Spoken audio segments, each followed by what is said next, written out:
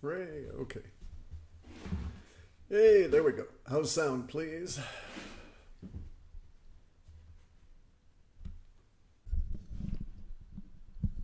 Sound okay? Do we have it fixed? Sound is great. Okay, good deal. Thank you. Oh, jeez. Low volume. Alrighty. Let me get my gain kicked up. There we go. How's that? How's the volume now?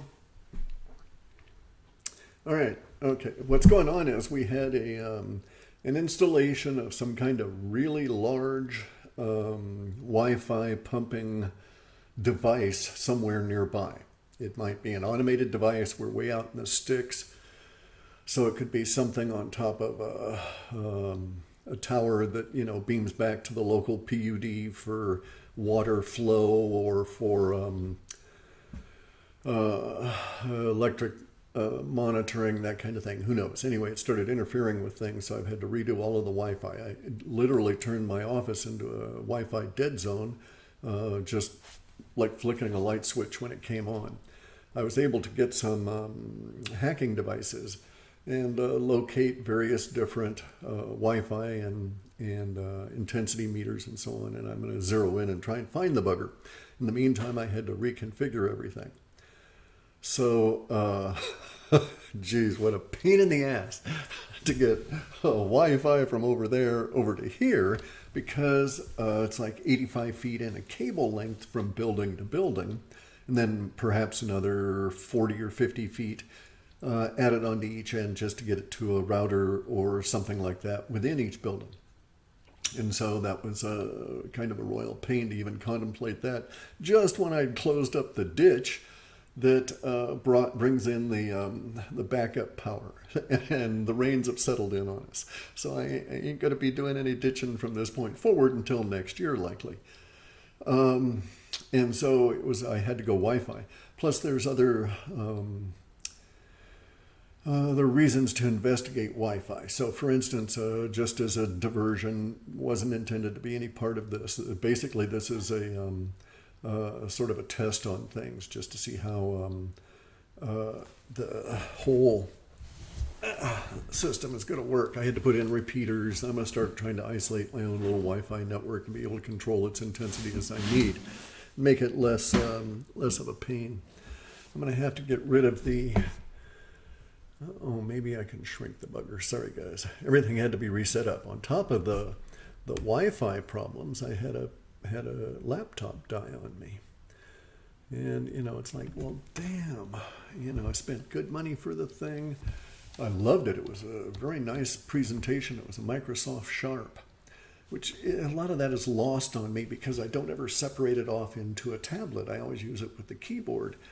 And they're quite expensive little critters, and it lasted 2 years. But what ended up dying was all of the input stuff, because I had so many accidents to my hand.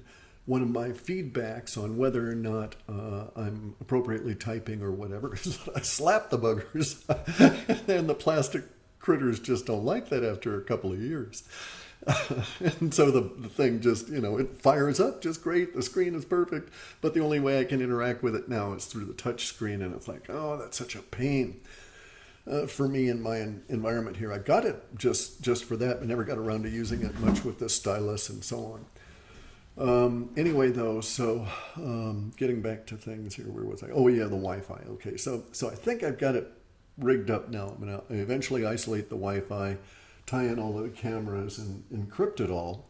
This is in the midst of moving and doing things in the office. So one laptop dies. I had to convert over to my programming laptop, which really isn't all that geared for streaming and so on, but I've got some business streaming I've got to do in the near future, and so I wanted to get all this shit set up. And in the meantime, I had to come on in and spray all of the mold on all of the unpainted molding around all of the windows, on the floor and the doors and everything, plus this huge stack of the shit that isn't installed because it's so moist here that because we've hit September, the rains are here, and the ocean is just spraying like mad, that there was actual mold starting to show up. And so I had to deal with that, which meant painting, cutting the molding, the trim for the room, putting that around, and shoving stuff around. Like I moved my big cabinet over here so that I've got ready access to all of my little electronic bits and all that kind of crap. And I'm going to set up my solder station here pretty quick. I've got new freezer and refrigerator I've got to get installed, put into place. The rest of the room has to have its trim put up. I got to figure out how to get the gas fireplace pilot light to stay on all the time. It's a setting in there. I just have to get at it. Yeah, I'll show you my office real quick. I'll try not to make people puke, so I'm going to move the webcam here. All right. And you can see some of it in the background there. That's the Hyper Vibe. There's some of my other exercise gear. There's the ladder to take stuff up into storage. There's the new hot water tank. There's the heater thing I was talking about, which is really cool. I like the guys. They're propane. You can see sort of out the window a bit. Yeah, I'm getting really healthy, guys. Thanks for that. I'm bringing out a line of products here too, real near term. We're actually working with an outfit in Oregon. You can see I got stuff all over. There's my old mat way in the background. I got to get that working. Again, and bouncy stuff and the freezer and the refrigerator. I got to get those into position. Anyway, I'm working with a company out of Oregon that I've had a relationship with for, geez, I guess well over a decade, one level or another. And we're getting the details on some really high quality stuff worked out. This is all part of my evil plot to take over the world. I'll let you know that at the moment. I'll detail the evil plot later on when we actually start bringing out the products. Maybe we'll get our shit together here and it's difficult. I've got to say it's extremely difficult. I can craft stuff here prototypically, make the prototypes, get it out, do test, what do they call those things? Focus groups, yeah. Do focus groups, we run through all of that. The products are really good, but then converting it to a commercial process where you can be sure that you're going to get that same level of quality all the way through, it's mind-numbingly detail-oriented. And we're getting close. We're at a particular point where now we're trying to reconcile the two products. Okay, what I'm able to achieve in a handcrafted product at a prototype here repeatedly, because I got it down to measurements, little scales, the whole thing. I can do it down to an exactness here. But when you try and scale up to meet any kind of a demand once launched, and to maintain that quality, as I say, it becomes something of an issue. And so we're doing the reconciliation. So we're getting closer as we go forward. Hopefully, maybe a couple of months, but I'm really hoping to get this out by Christmas, because the evil plot to take over the world part would really advance a big jump if we can get it out this year, with this calendar year. Anyway, so getting back to other stuff, where was I at? Okay, so I had a bit of thinking here, right? Okay, so whenever I do manual labor, I just put off part of my mind and I say, okay, you can wander and consider, this subject, right? And so I call this noodling as opposed to gnawing. When I gnaw in on a subject, I don't do manual labor. I might do really serious physical exercise, like I used to ride a bike before when I ran into programming issues, right? I'd get on my bicycle and I'd go do 35 miles. Take you hours. And you got to pay attention. You got to watch out so that you don't get killed. So all kinds of parts of your brain are involved in this activity at a level where, in order to stay alive, you can't think of anything else. And so it frees you from your brain, from your mind, from taking these little diversions that ultimately and initially are always dead ends. So you're trying to solve a programming problem or any kind of a design issue, right? Any kind of a creative issue. Frequently, if you can get your body extremely engaged, it'll draw off these other channels, so to speak, in your mind that want to chime in at inappropriate points in the thinking process. And so you get moving on your bike, 35 miles, you're an exhausted, wet noodle when you come on back, and you think, aha, blinding insight, as you're sitting chucking in some calories or having a shower or whatever it is. And in my experience, it's usually post intense exercise. Although I finally got to the point where I was tuning and aware of the process enough that I could move it into the thinking process, but almost got killed once by a truck because I had that insight just as I was going through an intersection. And it's like, you don't want to do that. So I stopped that shit. And then also I had a saw go through my leg, and almost cut the leg off. So that really put the kibosh on bicycling. So now I use that canoe to get out there and work the whole body, because you got to keep yourself from falling over. The surf's trying to pitch you out, and you're rowing like shit. And and it's cold and it's hot because you got the wetsuit on, so you don't die if you fall into the water. But at the same time, it's making you hot, but your face and hands and the exposed part are cold, and your fingers are feeling like they're going to drop off. But then, boom, the idea comes to you. With that, at least, you can turn around and surf your way back in, and it's coast. Nobody's going to try and kill you except for the ocean. So you always got to pay attention there. Just as an aside, by the way, the Navy did a study, and the Navy found that any activity, doesn't matter if it's typing, brushing your teeth, anything, any activity done on the water is 35% more likely to result in an accident than done on land. So just something to be aware of. And thus the rules that you learn to live by when you're on board. One hand for yourself, but one hand for the ship, okay? So you're always grabbing onto something, and you got to know which hand you're going to be using, that kind of thing. You have to pay attention. You have to live differently. Anyway, coming on back. All right. So I was doing some physical labor here, and I was sort of noodling on a problem here, and a bit of insight popped up, and then I started gnawing on it, and sure enough, it was pretty sound. Then I did a little bit of research, and then I thought, okay, this is worth considering as something to think about over the course of these next few months. And the idea is what I'm calling first contact. Okay, so we have to understand a few things.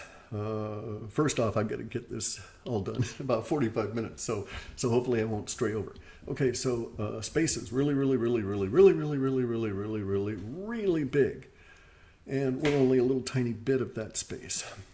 So all of the bullshit artists aside, okay, all of the woo-woo guys aside, David Wilcock, Corey Good, all of the people that are saying UFOs are coming to visit us and that they have space aliens in them, all of the people that are saying, oh, we know they're Pleiadians and Plejorians and Antarians and, all of the various different races of space aliens, okay?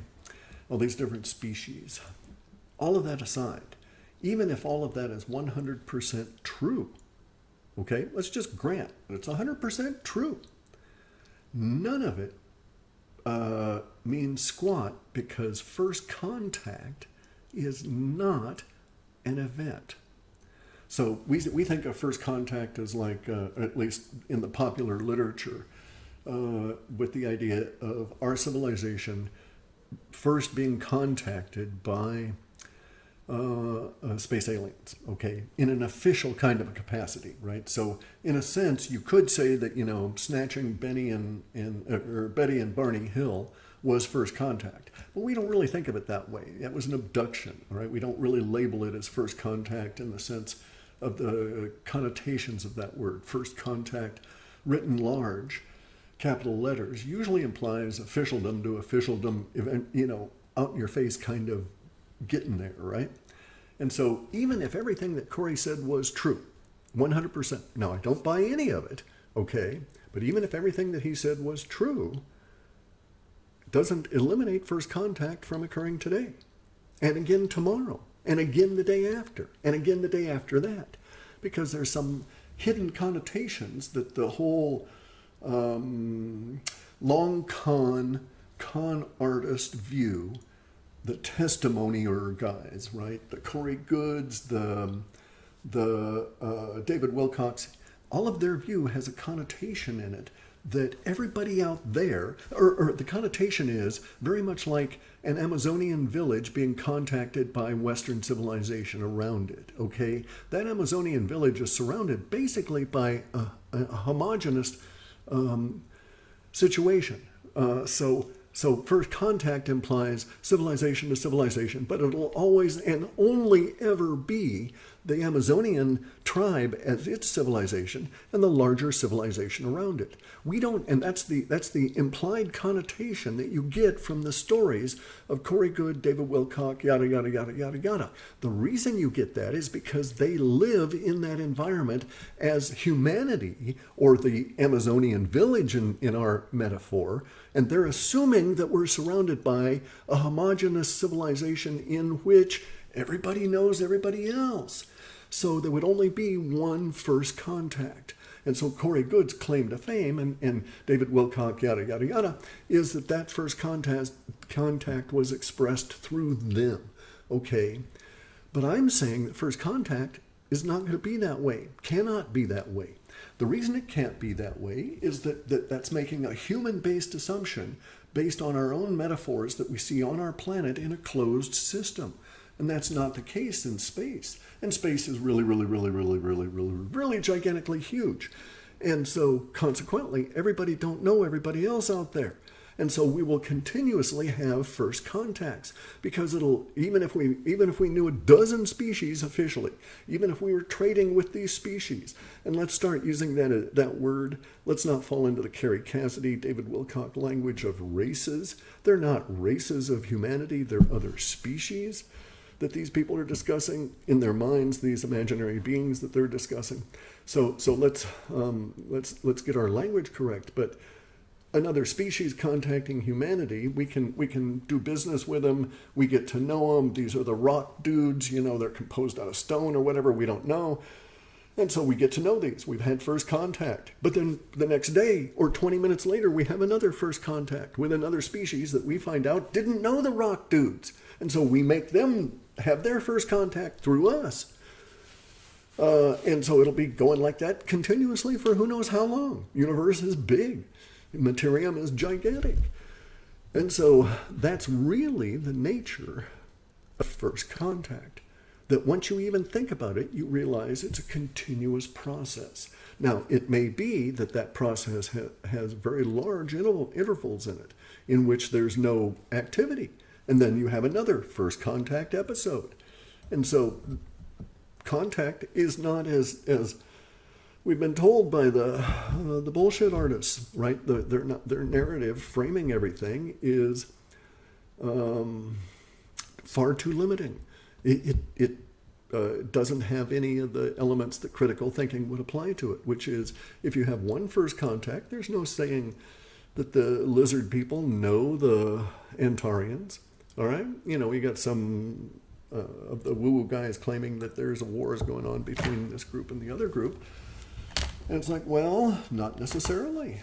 They wouldn't even necessarily know each other because space is so damn huge. And even if they both happen to come here simultaneously, a huge, gigantic, odds against it kind of an event still doesn't mean that they're going to be here in a way in which they would have contact with each other in any sort of an official way and even discover each other. And so here's something else. So say that the lizard people came here to Earth, and we had lizard people here, even if we didn't know them, even if we couldn't see them. They were here in some material, dimensional level, but because of whatever, mind masking, hypno gas from the My Labs people or whatever the hell, we don't see them. Now, Antarians come here. Antarians come to Earth. They come on down, they check everything out, they go back home and they report. They say, yeah, we found this planet. There's lizard people living with hominids. As far as they're concerned, lizard people would have every right to be considered to be a native as much as the hominids here, just more of us, right? So, so it's extremely complex. Now, here's the interesting part about first contact. first contact, I believe, is happening right now. All right? And not in a bullshit Corey Good kind of a way. None of David Wilcock's ascension talk or any of that sort of shit. All of which is so delusional that I can't listen to it. I mean, it just makes my head hurt. But the first contact itself actually is happening, and we have solid evidence of this, all right? But we're not thinking about it appropriately. And so we need to, within our own minds, frame what first contact kind of things might occur. And so you can think about the first contact and you can say, okay, how might first contact occur? Well, we could have like the Isaac Asimov kind of classic, where you've got the traders, okay, like Traders, like Yankee traders, guys with a spaceship full of, sparkly little things that cost them, I mean, it's coming from their version of China, going through their version of Walmart or Amazon. And it's a bunch of returns from their civilization, and they're way out on the fringe of their civilization trying to hawk this merchandise to the locals. And their whole goal is to come and find a new civilization like us that's burgeoning, come down and be the intermediary and set up this giant, ultimately, trading vehicle between themselves as the go-between their civilization and our civilization and make a lot of money. Turning up the sound as much as I can on the gain here. It's just been such an issue. We're getting to that. Anyway, so that's what I call small to small, right? So a guy comes down in a spaceship in where I live, and he sets up and he sees a small community, he tries to trade with us. And that small community to him might be Washington, D.C. He may come from a planet with trillions of people on it. And that brings us into the Dyson spheres and stuff later on. But in any event, so that's small to small. You could also have small to large, where, he comes on down in such a manner that he is actual first contact in the sense of officialdom reacts to him. He's on TV everywhere, and so you got to get the president out there to talk to the fucker, right? As opposed to him arriving at night and everybody thinks it's a meteor and nobody gives a shit except for the local village that he lands at. And he trades, some interesting ray guns for a huge mass of Bulgarian pasta because he lands in a village in Bulgaria that's famous for their semolina wheat pasta made on an old Italian recipe because of some old Italian immigrant. And off he goes. He makes a fortune selling exotic pasta to his own civilization. Anyway, so the first contact can be small to small, can be small to officialdom, small to large.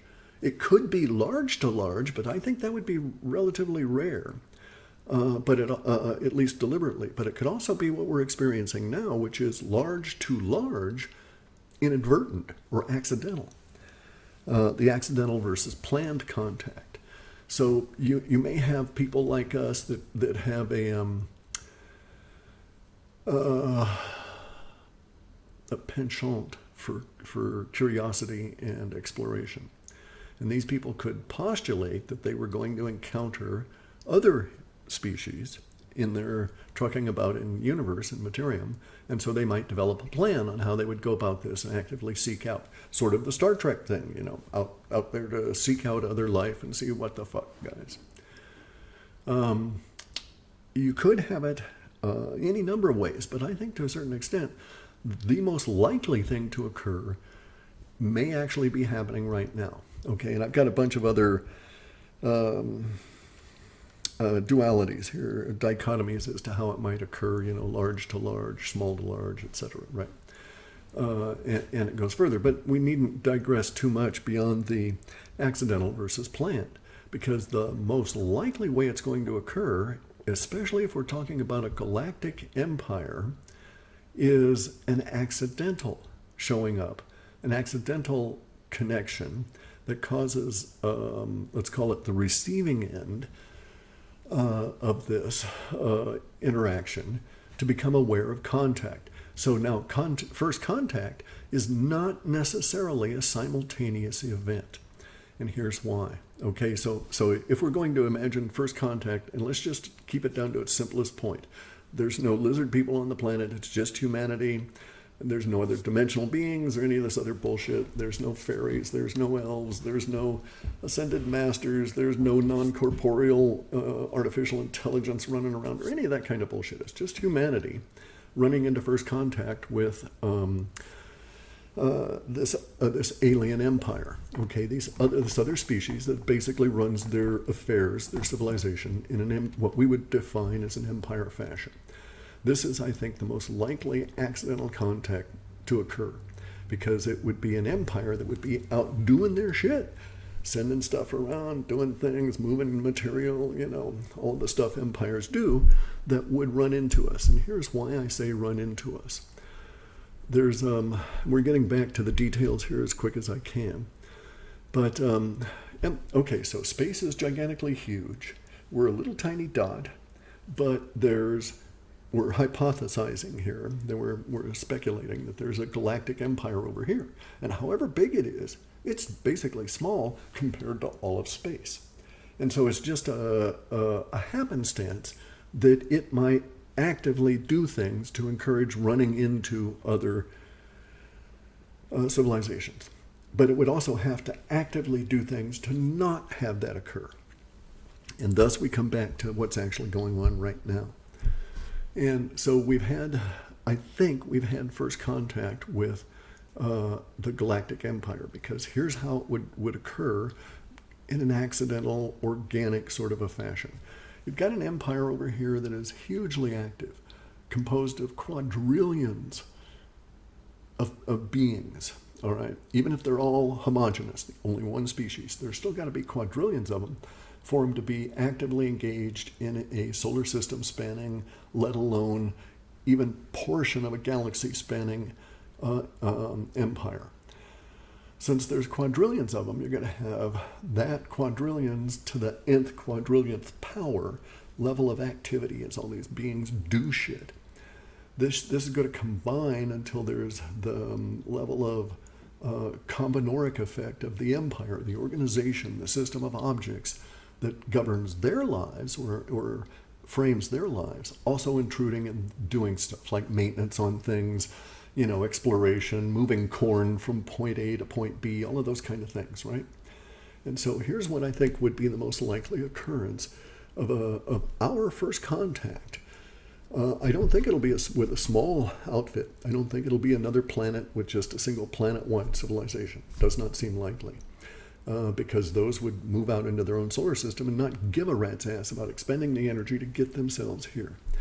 So I think our first contact is occurring in an accidental fashion, and that accidental fashion, this first contact episode, is occurring right now, and we have a Muamua, the critter that came through a little while ago. And that's, I think, the first element of this first contact episode. And this first contact episode, by the way, may have to last hundreds of centuries.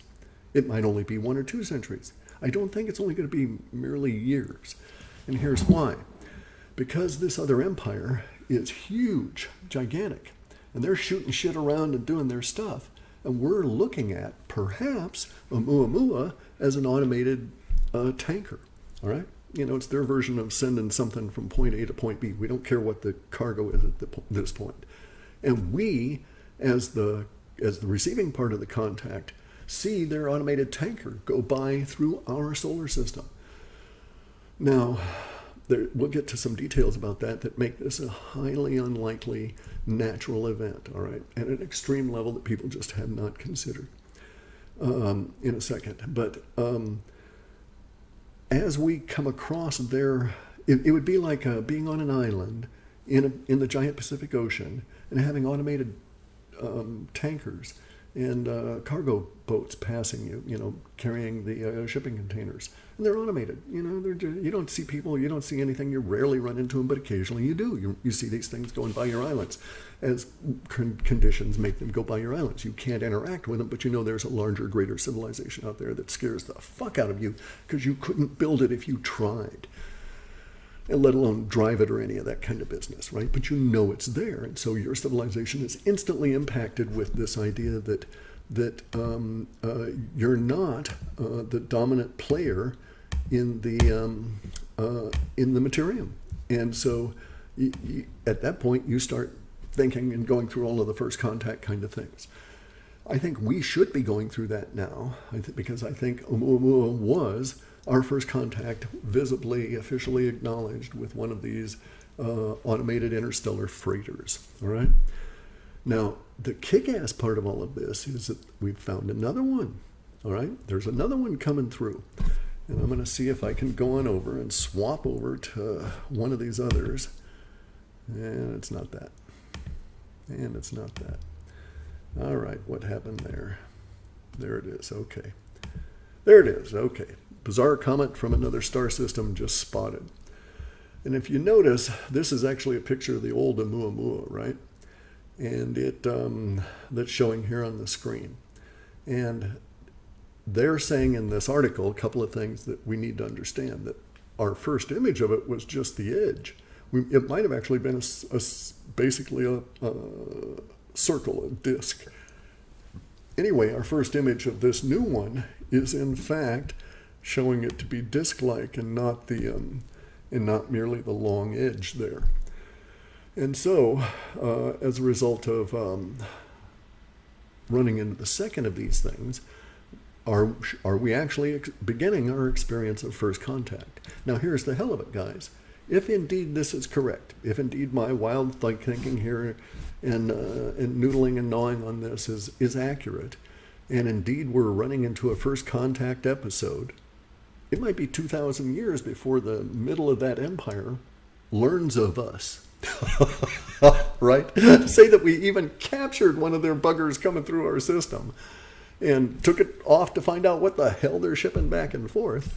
Even if we took it away from them, it would take so long for the information to get back to them in a standard conventional, radio waves and so on. Now, they may have quantum entanglement.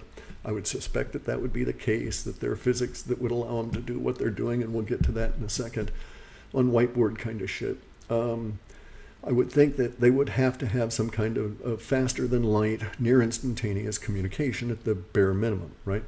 And so that first contact with this new empire is going to, if it were traditional kind of communications and so on, it would take perhaps, as I say, hundreds of years for it to filter back, through all of the worlds back to the center of the empire, and then they would have to say, "Oh, go and conquer them." Well, then, and they may send out their army, and it might be 200 years before it got here, that kind of thing, right? So first contact is not as we imagine it.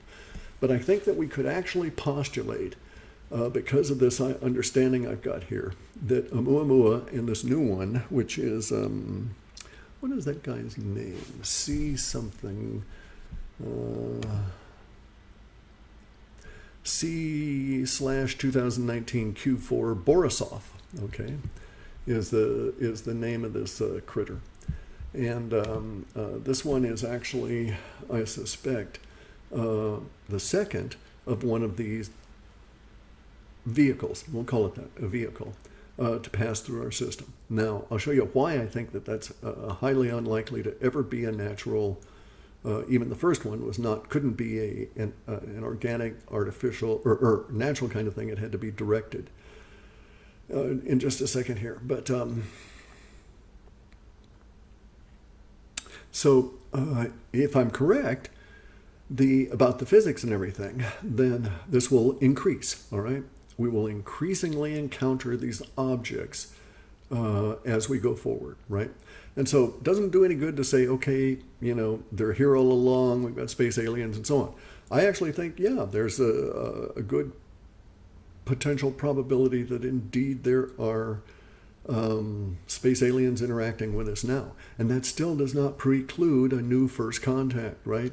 The space aliens that, are the lizard people, or the Antarians, or the Zeta Reticuli and all of this. These guys might be minor players. They might just be, your local ass thugs.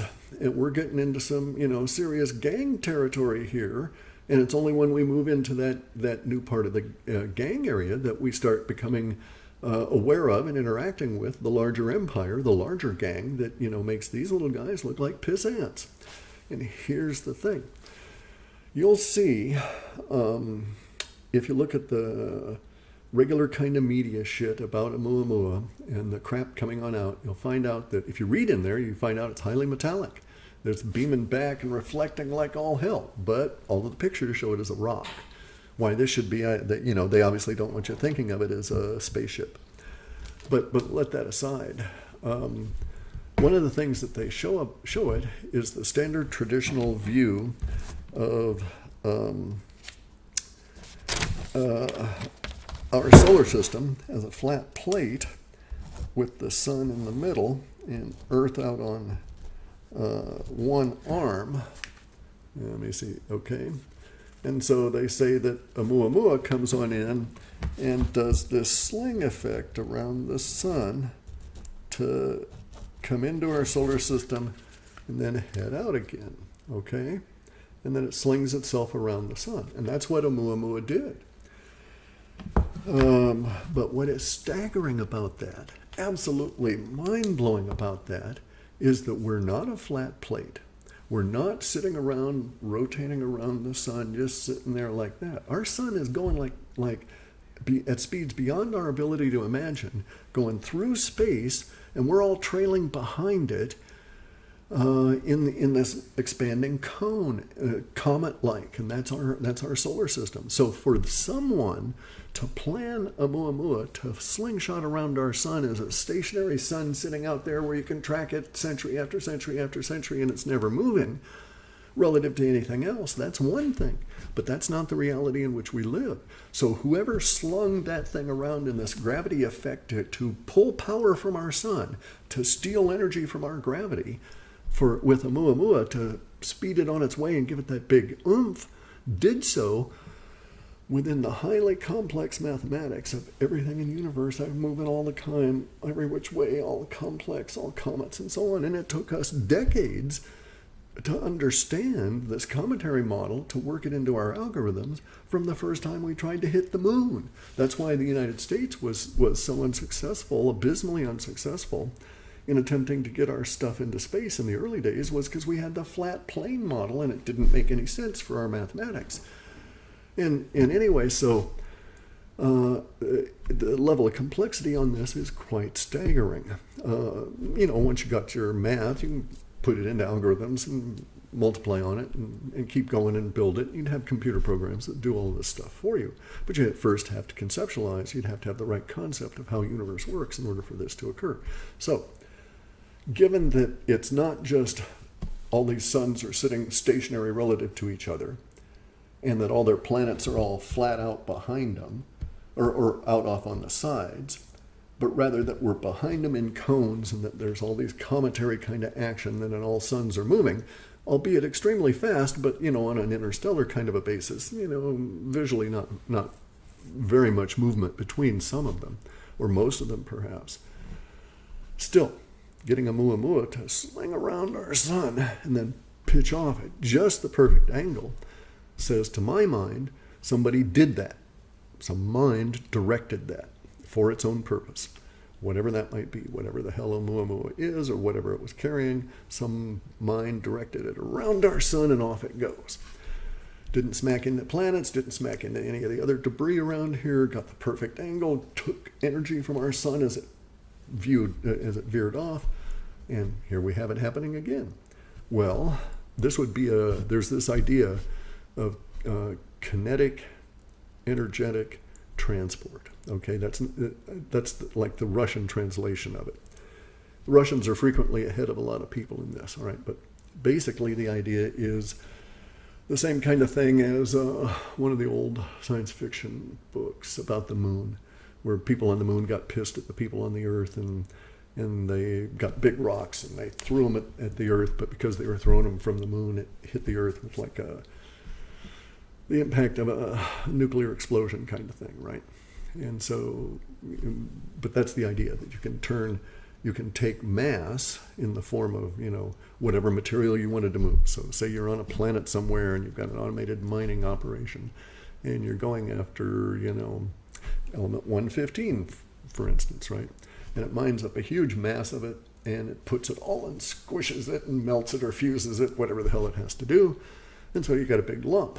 And then it doesn't even really bother to shape the lump. You're not talking about aerodynamics or anything, because you've got the energy. You get it out into orbit, and you fling it off the way you want it to go in a vague sort of a way, and it goes around these various suns to gain energy on its way to the receiving station, where presumably they have some method for catching the bugger. Or perhaps you even use the reverse. You slow down off of other suns so that the kinetic energy of the materium is returned back to it. That sort of thing. Recycling energy, like one of those bicycles with the electric engine in there, and you make power by braking effectively. So anyway, so the whole point of this, and I've got to get moving here, is that first contact is a continuous process. All the bullshit stories, Corey Goode, David Wilcock, those guys aside, I think it's actually happening. I think we've seen we've seen a transport vehicle, whether it's guided or automated is immaterial. I think this other one is also one of these kind of transport vehicles. This is just the kind of thing that would occur in a first contact episode. The first contact episode may last hundreds of years because it'll take forever for officialdom on their side to become aware of us. It's kind of like if we had a drone flying over the Amazon that was just delivering goods for Amazon, the seller, and it sees this Amazonian tribe down below, or they see it, doesn't necessarily mean that drone is going to give a shit as it delivers its material for the giant corporation. And maybe at some point it has to come on in and, we have to capture it here. The little tribe has to shoot it down with their arrows or blow darts or something in order for the corporation to become aware. And then you would have Amazon, the corporation, discovering an Amazonian tribe in the Amazon. And it's all Amazonia from there on out. But so we may be that tribe sitting out here in our jungle, looking at these rocks going flinging through our solar system, saying to each other, hey, some bastard out there is flipping stones at us. Only, they may not be stones. And at some point we may have to go and get on one or capture one or whatever to really ascertain what the hell's happening here. And no, I don't believe any of the bullshit that Corey Goode's got out there about when Oumuamua came through, that, the blue space avian aliens and their buddies got on their spaceships and zipped over to it and did some whoozy was it there and talked to the crow beings in it or whatever the hell that Corey Goode was saying about it. He pollutes the space with this shit. And you get a lot of people that pick up the pollution, and because it's not refuted, or not refuted in a space that they see, they just assume that it's at least somewhat valid. And as I say, it just goes on and pollutes the space. But in any event, first contact, I think we should probably plan on getting good at it, because our sun's going to be moving for ever, and it'll be taking us into new and different areas. Now, again, if you understand that our sun is moving, then the Fermi paradox issue becomes modified, okay? Because it's one thing to speculate on the Fermi paradox with all of the suns and everything with a vacuum as opposed to an interstellar medium, and with all of the suns stationary relative to each other. The Fermi paradox, though, would be compounded or modified if, as I explain it, we have an interstellar medium that's not vacuum, thus making it more difficult to get through, and that the suns are constantly moving, all the solar systems are moving relative to each other continuously. This will affect the ability, the natural consequences of running into them. It'll actually increase our chances of running into giant, large empires, for instance, as our sun moves. So you can say, well, why did we first, encounter UFOs in 1947, or 1320, or 850, whatever year you want to pick?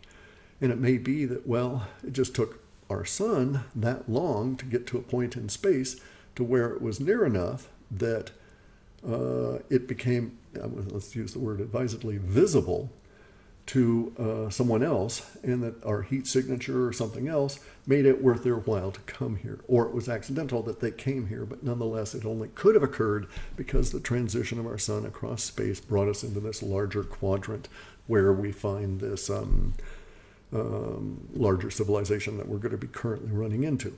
Currently might, as I say, involve several hundred years. So anyway, that's the noodling on that today. We've apparently got the Wi-Fi issues down to where I don't have to worry about those. I'm going to set up and start doing some more live streams as I get the rest of the office stuff here done for the winter. Had to get the gen set fired in or wired in so that we can fire it up. And as I say, this Wi-Fi thing was just really weird. Had to get some hacking tools to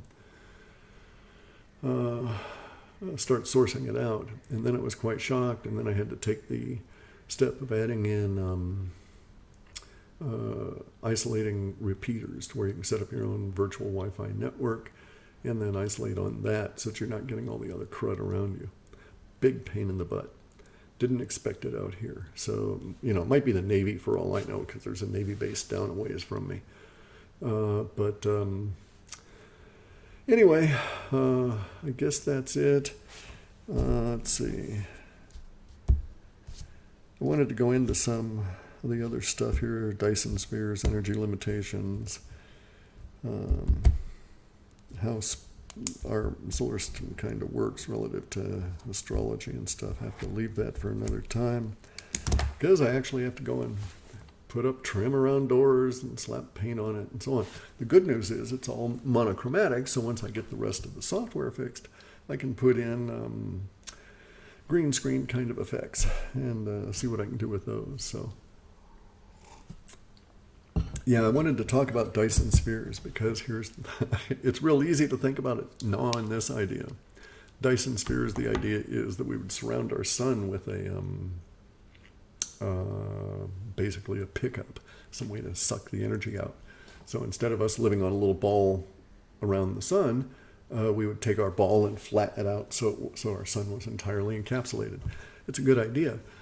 But Dyson, whose son, by the way, was the popularizer of the skin-on-frame Badarka kind of boats. But anyway, Dyson, the astronomer who came up with the idea of the Dyson sphere, was he was captivated by his own assumptions, his own paradigm, because that only makes sense if a sun is composed of, and it gets its energy as a result of helium collapsing into hydrogen in a giant nuclear fusion ball. And suns are not like that, okay? So Dyson sphere makes no sense because suns are moving through space. They're not stationary. They get their energy basically from the friction of moving through space.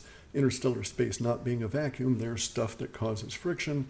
It causes an ionized gas condition that creates plasma, and the sun is a plasma effect, an electric effect.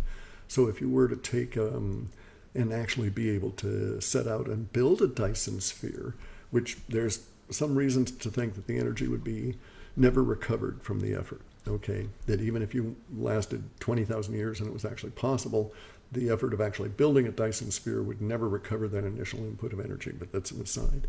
But if you did it, of course, your sun's going to be surrounded by this giant ball, then the plasma effects are going to turn into be on the outside of the ball you just built around what is now going to be a dead lump.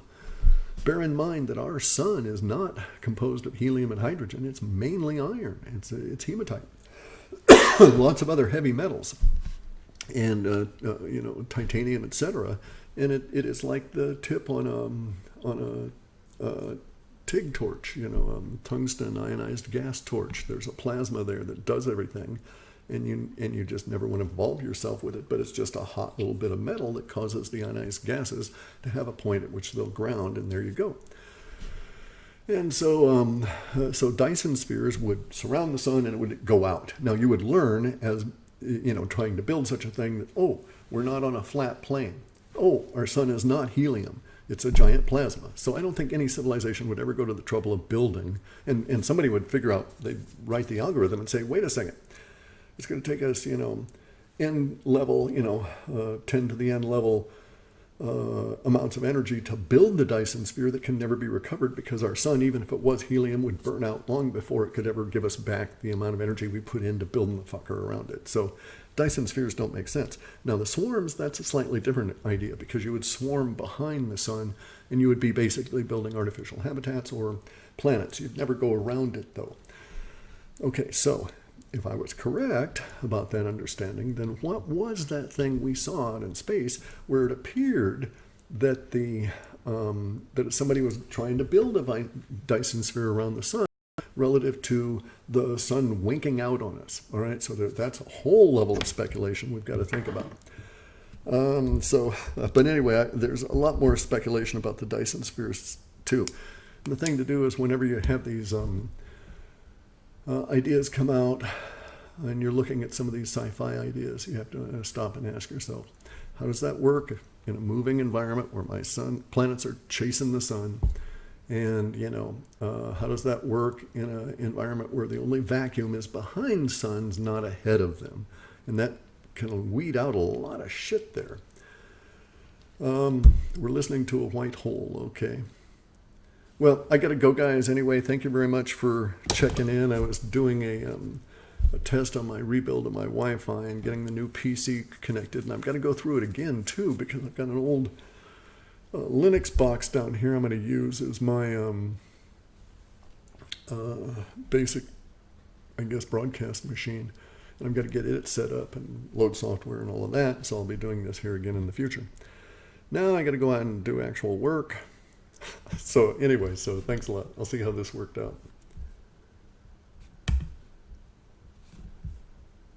And go.